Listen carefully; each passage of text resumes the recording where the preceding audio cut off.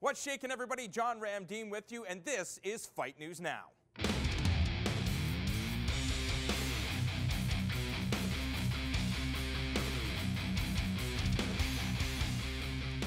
Welcome to Fight News Now. I'm your host, John Ramdeen, and today we're looking at some of the aftermath of UFC 168. You'll hear from Belfort, who's itching to get another shot at the middleweight title. Rashad Evans pops by to drop some knowledge on weight cutting and his future at 205 pounds. Then we'll take a gander at the main event of UFC Fight Night 35. Robin Black will join me later on 3 rounds, and the shift focuses on Lone Survivor starring Mark Wahlberg. Before we get to all that, here are your newsmakers.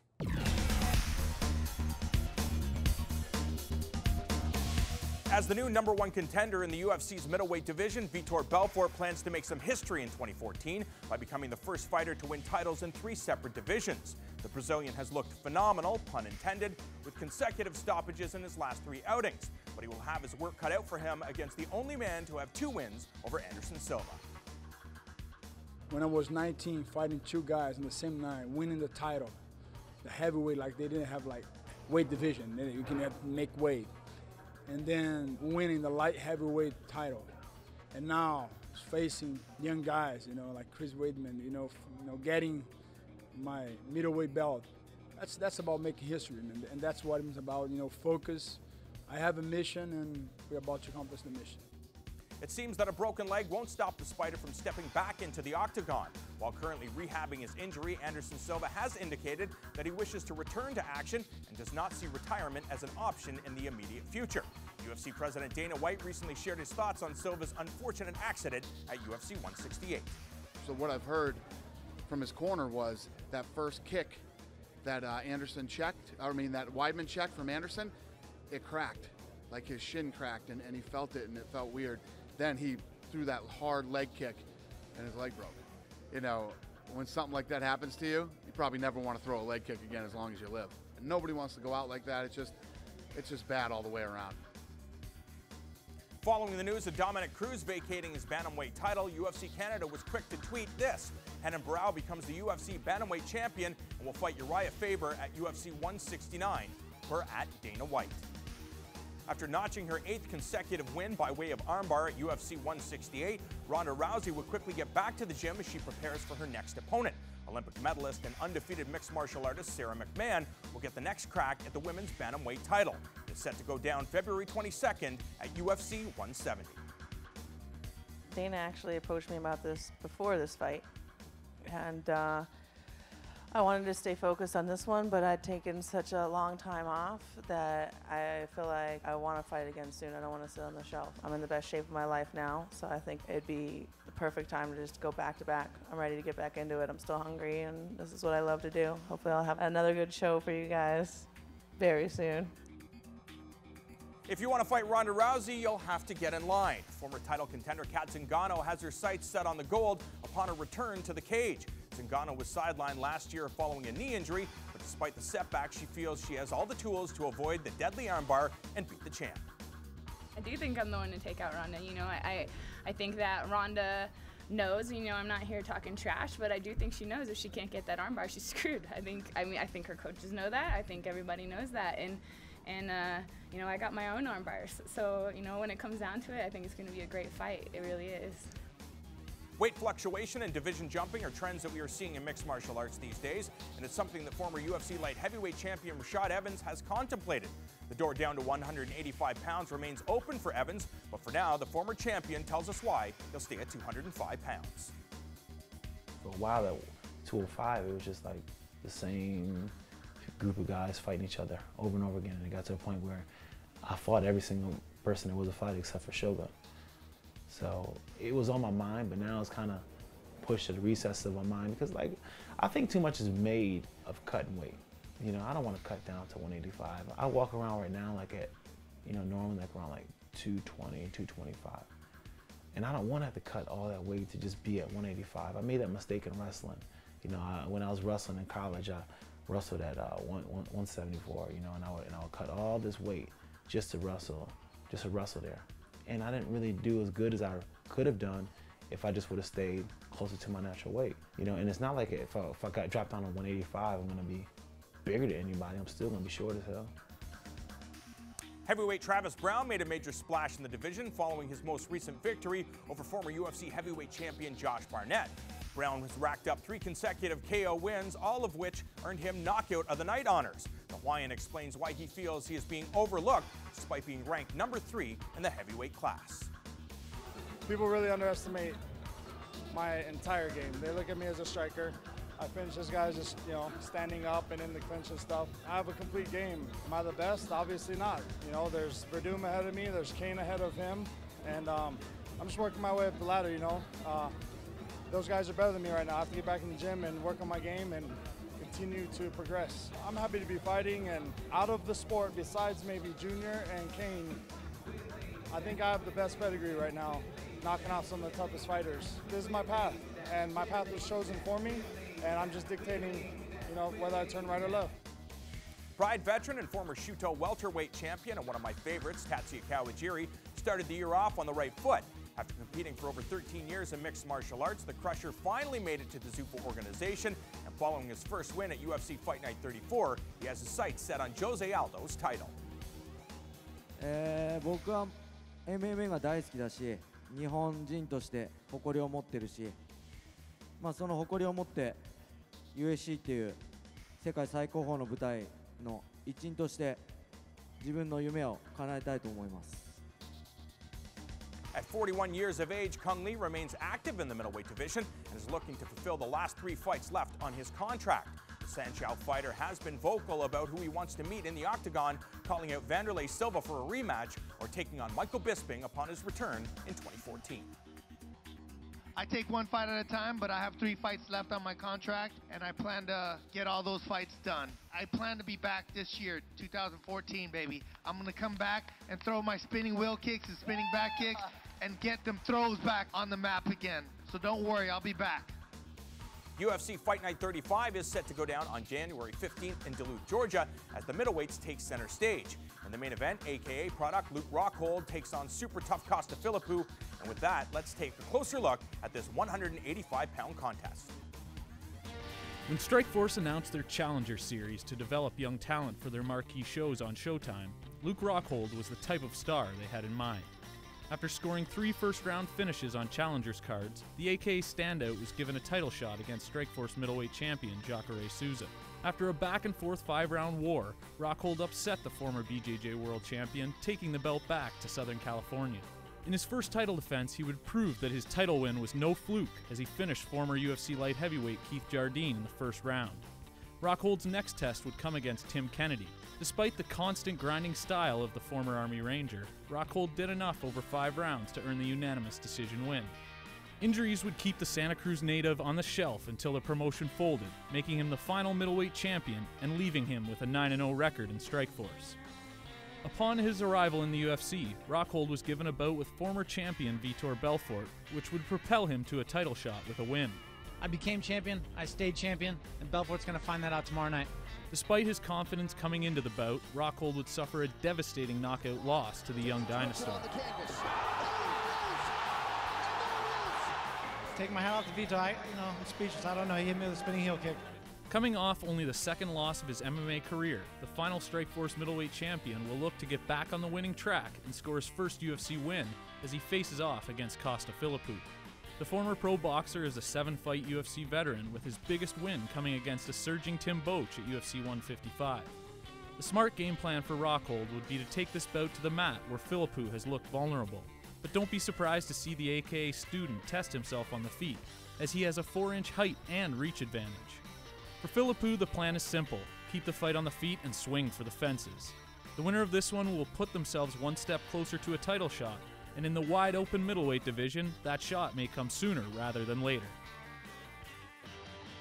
When we come back, Robin and I break down all the action that will go down in Georgia on 3 rounds.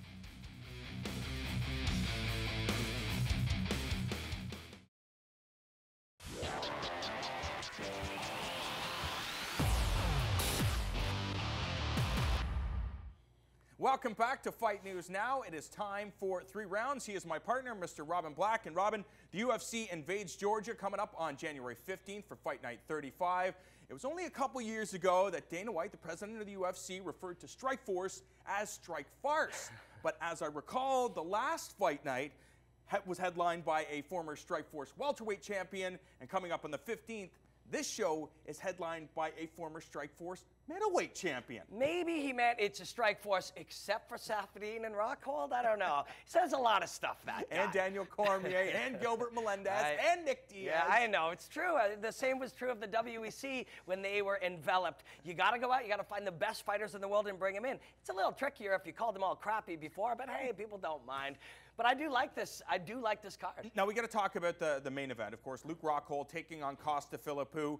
Both guys coming off a loss, and I think that's been the complaint about this Fight Night 35 card. It's not just the main event guys. A number of fighters, TJ Dillashaw, Mike Easton, we have John Moraga. All these guys are coming off losses, and a lot of these guys are matched up against each other. Why should people care when we're seeing a fighter that has lost their last couple of fights? Well, that's interesting. You know, that gets to that, what do these cards mean? What do these Wednesday night fight cards mean? Well, for one thing, these are great vital matchups. These guys need wins, and they're quality guys matched up very, very well. You're a fight fan, there's some good fights, like the main event. But what else does it mean? Well, when you have 20 fight cards plus a year, each one with 20 fighters, 10 fights, that is 400 man fights. You're going to get 200 losers. Everybody who loses in this sport is not a loser. They have to go in and find a way back. And when you take a Philippou, a great high-level striker at 185 pounds, and you put him up against Rockhold, a flashy guy who hasn't yet had the chance to show what he can do in the UFC because he got kicked unconscious by Vitor Belfort, you put them together, you got a great fight. The winner will move on into that 185-pound picture. The loser will not. I absolutely love this matchup. And when it comes down to the UFC right now, I think their primary focus is, yes, not everybody can win fights, so put on matchups that are going to entertain the fans. And this fight, it's on free TV. Luke Rockhold, like you mentioned, is one of those flashy guys. He has some great credentials, has a great kicking game. Philippou, guy who likes to move forward, tries to knock your block off with his hands. Is it as simple for Rockhold that, you know what, let's test the water standing. If that doesn't work, he's good at jiu-jitsu. Put this guy down. Yeah, well, what can we look for in this fight? Well, if you're Rockhold, you're absolutely right. You do not want to be in the pocket. Philippou's real strength is in beautiful, crisp, punching hand combinations. And he uses 2s and 3s and 4s in combination, and he's pinpoint on your chin. He's got a lot of power. He can put you away. So what do you do if you're Rockhold? Well, you use that distance kicking game, kick his legs, trick him, and go to the head a little bit. One thing you learn by getting kicked in the head with a spinning hook kick is you don't want to get kicked in the head with a spinning hook kick, but you also learn that it works really damn well, and he's good at that type of thing. So you might see that kind of thing from him at distance. Once you get into that punching range, you got to get in even closer, past that red zone of danger in the pocket, and get under hooks, get him against the cage, or try this guy on his back and see how that goes. Another great matchup, TJ Dillashaw taking on Mike Easton. Of course, TJ Dillashaw training with one of the best camps in the world right now at Team Alpha Male, where Mike Easton also at a fantastic camp, an alliance in San Diego. I think it's a very important fight for the division. Mike Easton, one of these powerful wrestlers, but TJ Dillashaw seems to be able to do it all. What do you anticipate the game plan is? Yeah, this is a cool fight too. We're forgetting about Easton because he lost his last couple of fights, but he was this little hulking mass wrestler, mean ass, just elbows and smashing you and grinding you, and this real intimidating type of guy to face. But coming off a couple losses, TJ Dillashaw, he is coming off a loss to a Sun Sal, but he was knocking guys out before that, and he's looking very good. And he's in a room full of little mean wrestlers, so he'll be able to prepare for him. If you had to place some money out, you'd put it on Dillashaw in this one. But Easton is one of these guys, you underestimate him, and you're going to be in a lot of trouble. A fantastic fight at 125 pounds. Dustin Ortiz, who was successful in his UFC debut, he takes on the former title challenger in John Moraga, an absolute monster, mean character, and I think these are the type of fights you need to have on free TV. Build this division up. The unfortunate thing is, somebody loses. If John Moraga loses, people are like, "Ah, that guy sucks." No, Dustin Ortiz is that good. Yeah, and this is a big chance for Ortiz. He's in the Rufus Sport Gym, and he's got a lot of great small fighters. Chico Camus. Yep. He's got the young champion's young brother. Yeah, Sergio Pettis. Right. He's got a bunch of 25s and 35s with the best striking coach in the world. So he is prepared to go in here and beat the guy who just fought for the title. And if he can do that, boom, he's on the map. crap. But if you're Moraga, you're looking, going, who is this kid? I just fought, for the title in front of all these people. Moraga's not one to be played with. It's a great fight. We're hoping for some great fights in Georgia, but UFC goes to Chicago on January 25th for Fox 10, and we are anticipating a stellar show all over. But in the main event, Ben Henderson, the former lightweight champion, takes on the #1 contender, sort of, in Josh Thompson. What a fantastic matchup. The UFC absolutely did it right. We know we wanted to see Josh Thompson versus Anthony Pettis, and hopefully we'll see that in the future. But this is a great consolation prize. Yeah, what a great fight. And, you talk about, again, same perspective. As a fight, it's brilliant. You've got two guys who match up extremely well, and an extremely, extremely exciting Thompson, who's coming off that beautiful, beautiful performance in his last fight. And you go up against Ben Henderson, who's got something to prove, may go back to trying to wrestle and get on top and be physical. He's huge.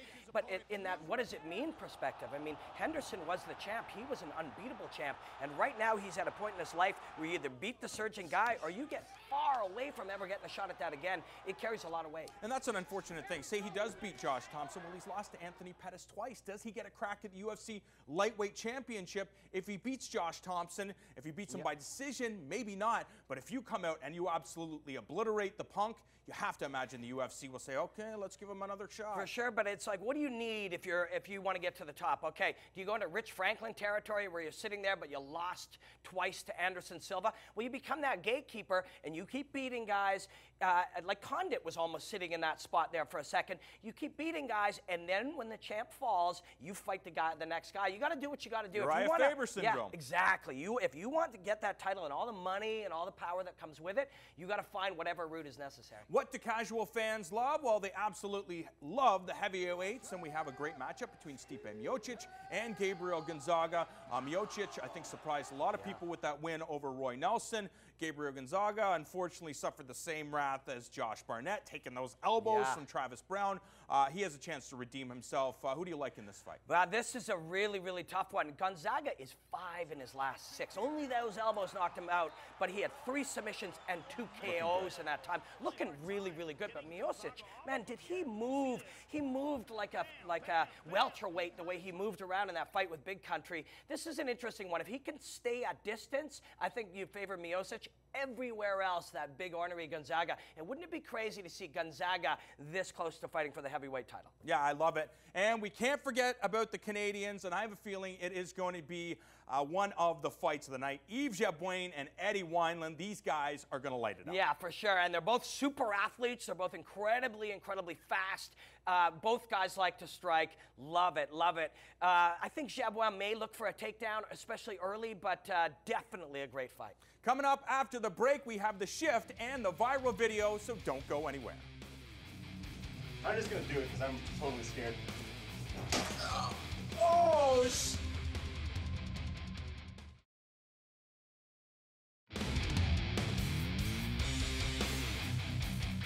Welcome back to Fight News Now. I'm John Ramdeen, and this weekend, Fight Network is where you want to keep it locked because we're bringing you some exciting kickboxing action.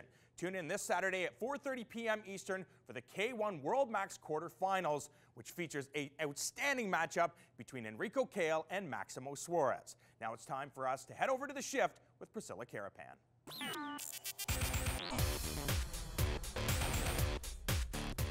Lone Survivor is a film telling the story of 4 Navy SEALs on a mission to capture or kill a Taliban leader. Former Navy SEAL Marcus Luttrell gives his personal insight on the mission that killed 3 of his fellow troopers. And director Peter Berg didn't miss a detail when reenacting the battle sequences in the film. I'm a lover, I'm a fighter, I'm a UDT Navy SEAL diver. Red Wings a go, tonight, 1800. Operation Red Wing was a plan through an area of northern Afghanistan to clean out terrorists. Going in with a 4-man team, Axelson, myself, Dietz, Marcus. The primary objective was just to find this Taliban leader, but they got there and many things start going wrong.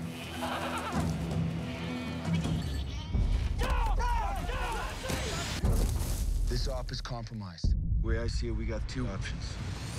1, we let them go, roll the dice. The second that they run down there, we got 200 on our backs. Till we terminate the compromise. We cannot do that. I don't care. I care about you. I care about you. I care about you. It was the dilemma that these guys were faced with. There really was no easy answer. This is not a vote. We're gonna cut them loose and we're going home. Roger that, sir. Roger.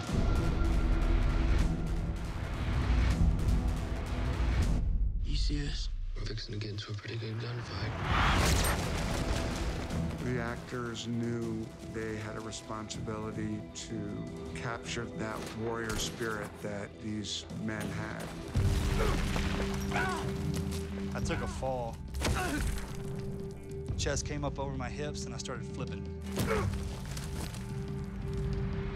As the sun came up, I had had enough, and I was just like, I'll just engage till they kill me. Marcus has dedicated his life since this happened to telling this story to as many people as he can. That's about right. And then I went this way. When I started doing the speaking tours, that was to keep the memory of my teammates alive. He believes the reason he survived is to make sure people remember who these guys were and how they died. He was going to make sure I understood what happened on that mountain. We surround each other, protect each other, look out for each other, and that's when you know you're going to make it. Ready? Go, go, go! Marcus, move!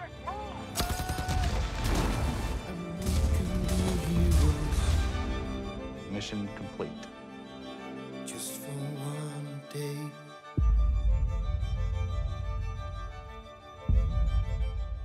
And that's it for the shift this week. Back over to you, Ramdeen.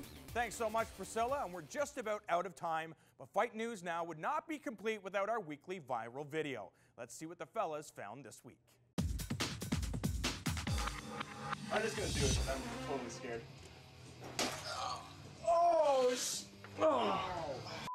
Holy...